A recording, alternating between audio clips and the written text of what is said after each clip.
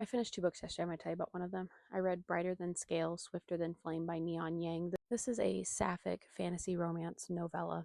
I think the only reason why this wasn't a 5-star read and why it was on the lower end of a 4-star was because it wasn't long enough. Where we made up in just brevity, we lost with the world building and with the character building. Everything felt very fast, and so it didn't necessarily come across as very well built.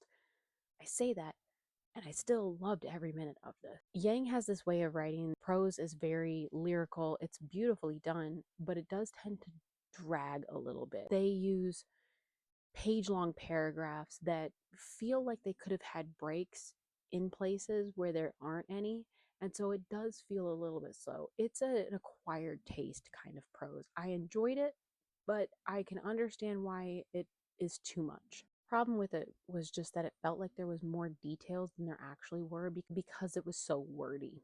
I love the characters that we were given. I loved our main character, Yeva. She is a dragon slaying guild knight. Think Mandalorian, where she does not remove her armor or her helmet in any stranger's presence. And she was exactly the type of protagonist that worked well for the story.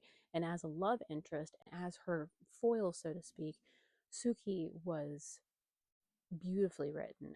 I loved every minute of it. I just wish that there was more so that we had more lush world building and some character building that actually added more substance. This just had a lot of bones without meat.